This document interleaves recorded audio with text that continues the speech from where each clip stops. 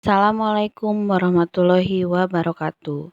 Hari ini kita masih mempelajari mengenai alat-alat lab. Namun yang akan dibahas yaitu mengenai alat ukur yang mencakup fungsi dan juga cara penggunaannya. Sebelum masuk ke materi, apabila pada penjelasan kali ini kalian bingung dan ada yang belum dimengerti, mohon ditanyakan di forum WhatsApp ya, agar ketika selesai pembelajaran kalian tidak pusing dan bingung sendiri. Mari kita mulai ke materi hari ini. Berdasarkan ketelitiannya, alat ukur dibagi menjadi dua kelompok. Yang pertama, alat ukur ketelitian tinggi yaitu labu ukur, buret, dan pipet seukuran.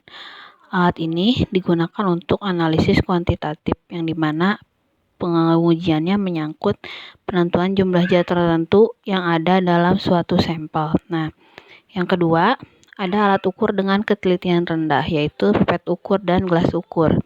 Alat ini biasa digunakan untuk uji kualitatif, yaitu uji yang menggunakan teknik-teknik pengujian standar di laboratorium. Ada beberapa aturan yang harus diperhatikan saat mengukur menggunakan alat ukur. Yang pertama, untuk larutan yang tidak berwarna atau bening, pembacaan meniskus yang berlaku adalah meniskus bawah. Cara membacanya yaitu diletakkan atau ditempatkan di meja yang datar dan dibaca sejajar dengan mata. Nah, untuk yang kedua, larutan yang berwarna atau larutan yang pekat, pembacaan meniskus yang berlaku adalah meniskus atas, diletakkan di tempat atau meja yang datar dan dibaca sejajar dengan mata. Berikut adalah contoh meniskus pembacaan larutan. Di sini ada dua gambar, yaitu gambar sebelah kiri mengenai contoh meniskus atas dan meniskus bawah. Meniskus bawah pada gambar A dan meniskus atas pada gambar B. Bisa dilihat contoh perbedaan cara membacanya ya.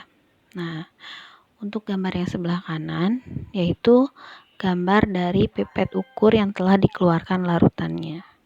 Sekarang kita akan membaca berapa mili larutan yang telah dikeluarkan oleh pipet ukur tersebut. Kalau kita membaca menggunakan meniskus bawah, bisa kalian lihat pada gambar, berarti yang terbaca ialah 9,6 mili. Tapi kalau yang digunakan adalah meniskus atas, berarti larutan yang dikeluarkan ialah 9,4 mili. Nah, untuk yang sebelahnya, di situ bisa dilihat cekungnya. Kalau dilihat yaitu 24,1 mili. Kalau kita menggunakan meniskus bawah. Nah, kalau kita menggunakan meniskus atas, yang terbaca ialah 24 mili.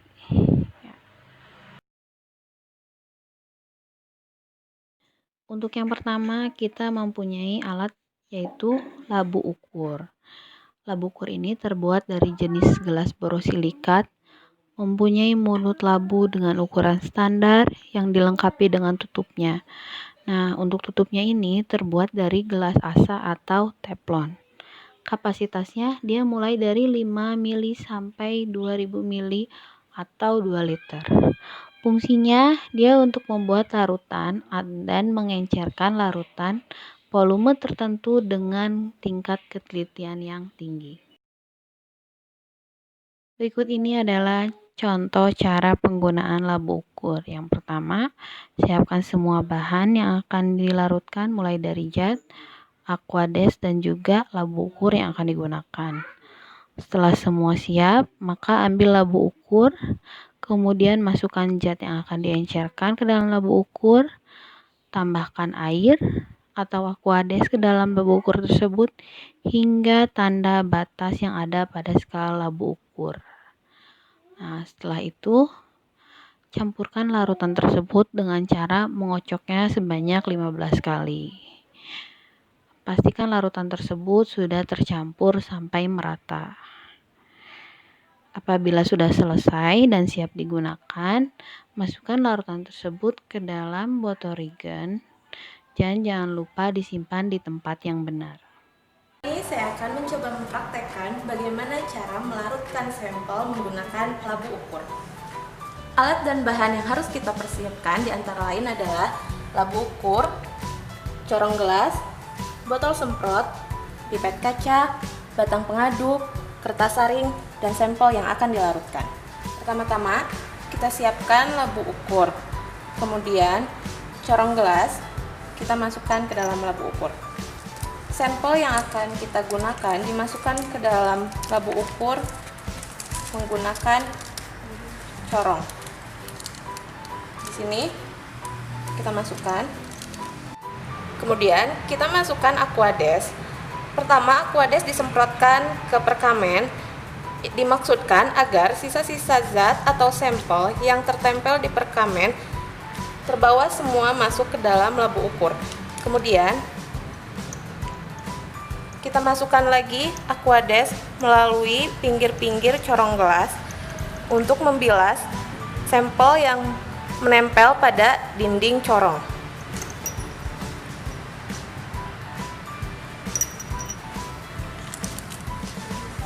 Setelah itu, kita masukkan lagi Aquades melalui pinggir dari labu ukur sampai dengan tanda batas yang ada pada labu ukur. Kemudian setelah Aquades terisi setengah dari labu ukur, kita kocok labu ukur agar sampel terlarut terlebih dahulu. Setelah sampel larut, kemudian kita tambahkan kembali Aquades. Apabila sudah hampir tanda batas yang ada di sini, kita gunakan kertas saring, kita lilit di batang pengaduk.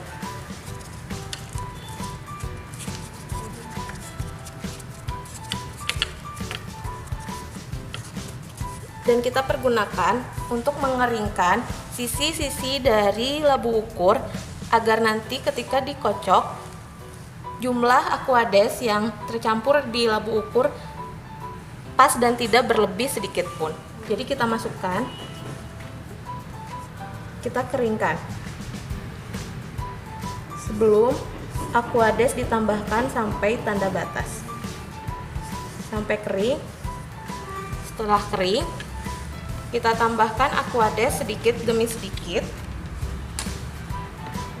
menggunakan pipet. Jangan sampai mengenai dinding tabung lagi.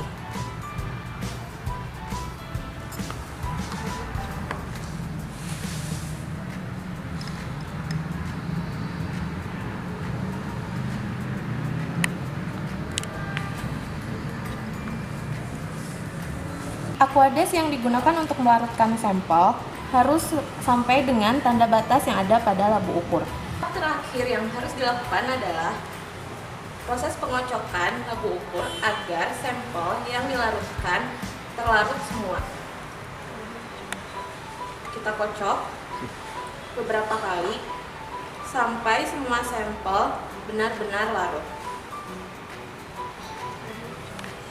Setelah sampel larut, sampel tersebut sudah siap digunakan.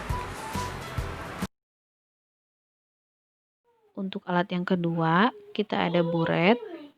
Dia berbentuk silinder, terbuat dari jenis gelas soda, borosilikat, amber. Bentuk buret ini ada dua, dibedakan menjadi dua. Ada ujung kerannya lurus dan ada yang kerannya bengkok. Kapasitasnya dia 1 sampai 100 mili dengan pembagian skalanya 0,01 sampai 0,2 mili. Fungsinya yaitu untuk memberikan setetes demi setetes sejumlah volume larutan yang diketahui dengan teliti pada proses titrasi. Untuk cara penggunaan buret bisa kalian lihat pada video selanjutnya. Sebelum kita mulai, saya akan menjelaskan dulu bagian-bagian buret. Yang pertama, itu ada ujung atas buret, fungsinya untuk memasukkan reagen cairan ke dalam buret. Yang kedua ada skalanya. Skalanya itu untuk menentukan volume reagen cair pada buret yang telah keluar. Terus bagian bawahnya ada keran. Keran di sini fungsinya untuk mengatur masuk keluarnya reagen cairan di buret. Oke. Buret yang kita gunakan untuk praktikum pada hari ini yaitu buret makro dengan kapasitas 50 mili. Langsung saja kita mulai praktikumnya. Yang pertama kita lakukan yaitu mengisi reagen cair ke burat untuk menentukan apakah burat bisa digunakan atau tidak. Silakan.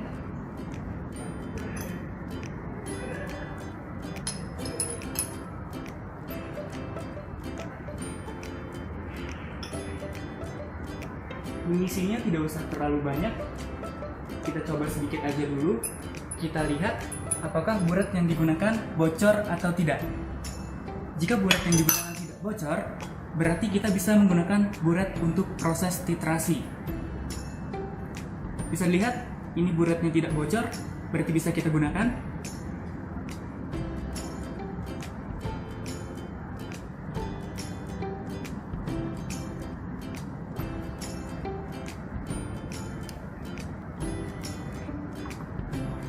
Setelah burat yang digunakan sudah dicek, yang kedua yang kita lakukan yaitu mengisi burat dengan reagen cair sampai volume 0 pada skala burat.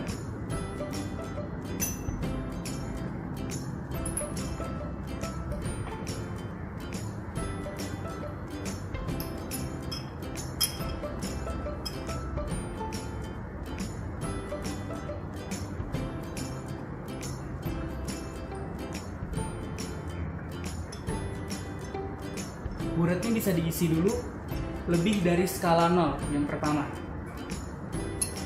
Oke, setelah lebih dari skala 0, volume yang lebih itu bisa dibuang atau dikeluarkan. Oke.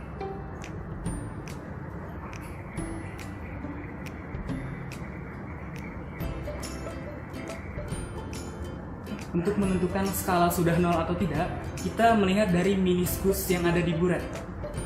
Meniskus itu adalah diagram lingkaran atau cekungan. Untuk reagen yang tidak berwarna itu dilihat dari meniskus bawah. Oke, di sini. Untuk reagen yang berwarna itu dilihat dari meniskus atas atau bagian atasnya di sini. Oke, buratnya sudah diisi sampai volume 0. Yang ketiga yang kita lakukan yaitu melakukan proses titrasi pada sampel. Oke, sampel yang kita gunakan sudah dimasukkan ke dalam Erlenmeyer.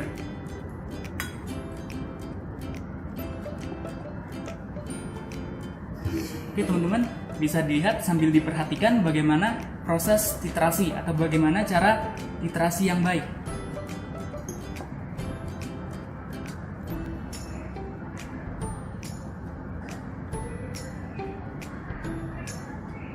Reagen yang keluar dari burat itu tidak boleh terlalu cepat dan tidak boleh terlalu lambat. Jadi disesuaikan. Oke, setelah reagen cair keluar dari burat, pada Erlenmeyer itu sambil dilakukan penggojokan. Untuk penggojokannya itu berlawanan arah dengan jarum jam. Penggojokannya tidak boleh terlalu lambat dan tidak boleh terlalu cepat.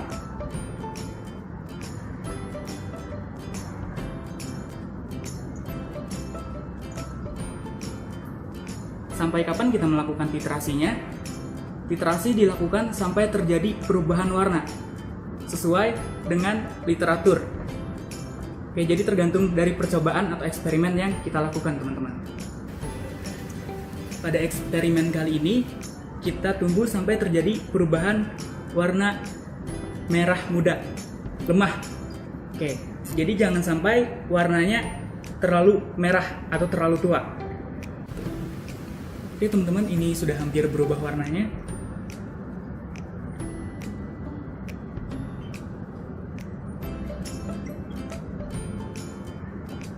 Oke teman-teman, proses titrasi sudah selesai. Bisa dilihat terjadi perubahan warna merah muda lemah atau ungu muda. Setelah selesai proses titrasi, yang terakhir yaitu menentukan berapa banyak reagen cair yang keluar dengan melihat skala pada. Alat yang ketiga yaitu pipet volumetrik atau pipet gondok. Pipet ini terbuat dari gelas jenis soda jernih. mempunyai kapasitas 0,5 sampai 100 mili. Fungsinya itu untuk mengambil cairan, memindahkan cairan, dan memipet sejumlah volume cairan dengan teliti. Berikut adalah cara penggunaan pipet volumetrik atau pipet gondok.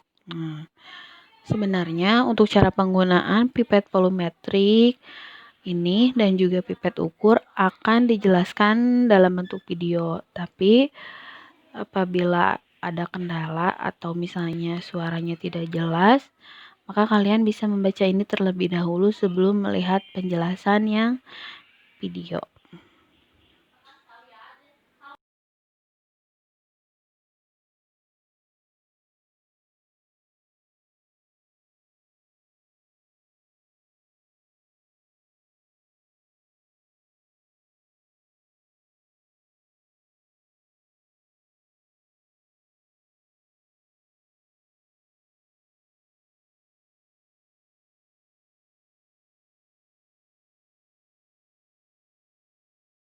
Yang keempat, kita ada pipet ukur. Pipet ukur ini terbuat dari gelas jenis soda jernih, mempunyai kapasitas 0,01 sampai 50 mili, dilengkapi dengan pembagian skala pada dinding pipet 0,001 sampai 0,5 mili. Fungsinya untuk mengambil cairan, memindahkan cairan, dan juga memipet sejumlah volume cairan dengan ketelitian yang sedang. Berikut merupakan cara penggunaan pipet ukur untuk mengambil larutan dengan bantuan filler. Nah, yang pertama, kalian ambil dulu cairan kimia yang akan dipindahkan ke wadah lain menggunakan pipet ukur dengan bantuan filler untuk menjedotnya. Apabila larutan itu telah disedot sesuai dengan volume yang diinginkan, perhatikan garis ukuran dari pipet tersebut. Nah, setelah sesuai, kalian pindahkan cairan tersebut ke wadah lain yang sudah disiapkan, lalu tekan uasnya ke bawah atau tekan exit agar cairan bisa keluar. Nah, bisa dilihat ya, untuk posisi menuangkan larutannya, posisi wadahnya harus dengan posisi miring. Jadi wadahnya yang miring tapi pipetnya tetap dalam keadaan tegak lurus. Perkenalkan, aku Tika dari Laboratorium Universitas Pertamina. Nah, sekarang kita akan belajar mengenai cara memipet yang benar, ya Kemis.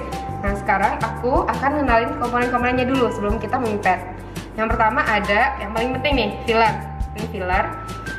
Yang ini ya. Terus ada pipet ukur. Oke. Terus ada pipet gondok atau pipet volume, ya. Terus yang pastinya ada botol regen ya. Sekarang aku bakal jelasin apa sih bedanya antara pipet volume dengan pipet ukur ya. Jadi kalau pipet volume, nah jika skalanya 10 kayak gini, maka kuantitas larutan itu juga 10 mili ya. Jadi teman-teman hanya bisa mengambil larutan sebanyak 10 mili. Ini batas dari pengambilannya nanti untuk melihat meniskus cekung di atas dari garisnya. Nah jika pipet ukur, dan nanti teman-teman bisa mengambil larutan sesuai dengan yang teman-teman butuhkan. Misalnya kita ngambil larutan sampai 0, jadi bisa diturunin sampai 2 saja. Nah, tapi batas maksimumnya hanya 0 sampai dengan 10. Oke, sekarang kita harus tahu dulu bagaimana cara mengambil larutan mengenai alat bantu filler atau bulb merah. Oke, sebelumnya aku bakal jelasin apa aja komponen-komponen penting untuk menarik dan menurunkan larutan dengan filler tersebut. Nah, yang ini, yang A namanya adalah air. Oke. Nah, air ini fungsinya kita ngeluarin udara yang ada di dalam ini agar si larutannya bisa nanti ketarik. Oke, jadi kita keluarkan dulu udaranya. Nah, setelah itu ada komponen namanya start. Nah, itu untuk mengambil larutan, menarik larutan ke atas ya. Nah, ada E, itu adalah exit. Ya, exit. Exit fungsinya untuk mengeluarkan larutan. Oke, sekarang kita akan mulai untuk memipet larutan dari botol regen ya. Pertama, sebelumnya kita harus masukkan filler. Ini filler. Oke. pada ujung dari pipet. Pastikan posisi A ada di atas ya. Oke. Kemudian kita masukkan pipet ke dalam botol reagen tersebut kayak gini.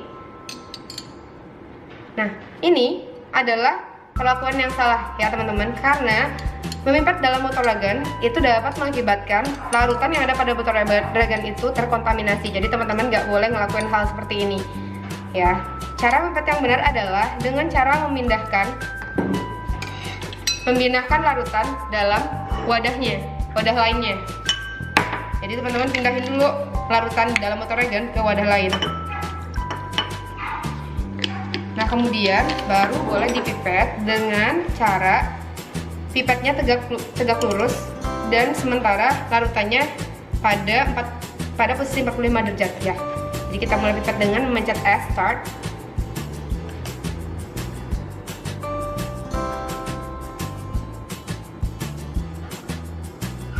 Jadi kalau yang volume ini emang agak lama ya digondoknya. Jadi yang ini kan kelebihan ya larutannya. Ya.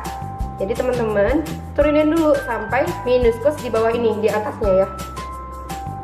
Nah, posisinya kayak gini. Oke. Nah, setelah itu baru dipindahkan ke wadah lainnya. Sini ya, dipindahkan di sini. Tapi alangkah baiknya ini dilap dulu di luarnya. Jadi teman-teman pindahin, caranya juga tegak lurus pindahinnya. Tekan exit ya.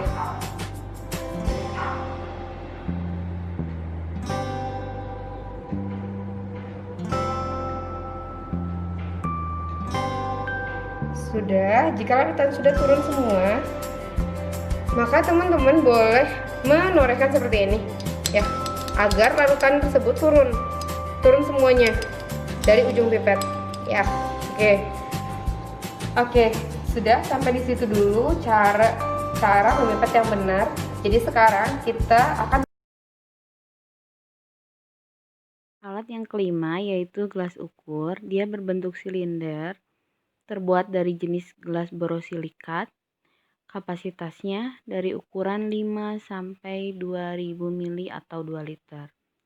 Fungsinya dapat digunakan untuk merendam pipet dalam asam pencuci, mengukur volume secara kasar, dan juga untuk gelas ukur yang dilengkapi dengan tutup asah digunakan untuk melarutkan zat sehingga volume tertentu. Untuk contoh cara penggunaan dan pembacaan bisa dilihat pada tayangan video berikut. Hai teman-teman, nah kita akan belajar mengenai gelas ukur. Nah, gelas ukur ini bisa digunakan untuk salah satu kegunaannya untuk menentukan volume benda yang bentuknya tidak beraturan. Oke. Nah, saya punya gelas ukur maksimalnya di sini 50 ml. Plus minus 0,5. Nah, plus minus 0,5 itu artinya 0,5 adalah skala minimalnya. Jadi setiap skala ini kan isinya satu nih teman. Ya, isinya satu ya teman-teman, satu. Nah, nanti kalau misalnya pas di tengah-tengah itu 0,5 itu yang dimaksud plus minus di sini. Nah, setiap gelas ukur memiliki volume yang berbeda-beda ya teman-teman ya. Ada yang 100 ml, ada yang 50, ada yang 20 dan seterusnya. Nah, saya ambil contoh yang 50 ml. Nah, kemudian gelas ukur ini sudah saya isi air nih teman-teman ya. Nah, seperti ini. Saya menggunakan background putih biar agak kelihatan ya teman-teman ya. Kita melihat gelas ukur itu tidak boleh dengan agak kemiringan dari atas atau dari bawah. Jadi tepat harus berada di depan kita nih gelas ukur. Nah, seperti ini. Teman-teman bisa perhatikan ya. Seperti ini. Maka di situ volume dari gelas ukur adalah 20 ml. Oh ya teman-teman, mungkin saya lupa ya, gelas ukur ini tidak ada nolnya ya teman-teman, jarang yang ada nolnya, tapi ada juga sih yang ada nolnya. Jadi kita melihatnya dari skala selanjutnya ini. Nih, ini berarti 10 ml, ini 20 ml, ini 30 ml. Jadi setiap skala ini adalah satu isinya. Nah, ini ya. Oke, saya lanjutkan. Oke, ini tadi adalah 20 ml. Nah, awalnya 20 ml, 20 ml. Nah, sekarang teman-teman, kalau misalnya saya punya benda, nah benda baterai kayak gini, saya masukkan di sini ya. Oke, saya masukkan. Aduh, nah lihat nih teman-teman ya, volume awalnya tadi 20 ml ya, 20 ml. Saya masukkan ke sini, perhatikan teman-teman bisa lihat. Nah, sehingga sekarang volumenya menjadi 27. Perhatikan ya teman-teman di sini. Nah nih, karena ini 21, 22, 23, 24, 25, 26, 27 di sini teman-teman, sehingga volume terakhirnya adalah 27 ml. Nah, sekarang berapa volume baterai itu? Nah, kita tinggal mengurangkan. Jadi volume akhir dikurangi volume awal, ketemunya adalah 7 ml. Nah, begitu teman-teman. Oke. Nah, teman-teman mungkin ada yang menemukan gelas ukur ukurannya cc. Cc juga boleh ya, karena 1 ml itu sama dengan 1 cc ya. Oke. Sukses buat teman-teman semua.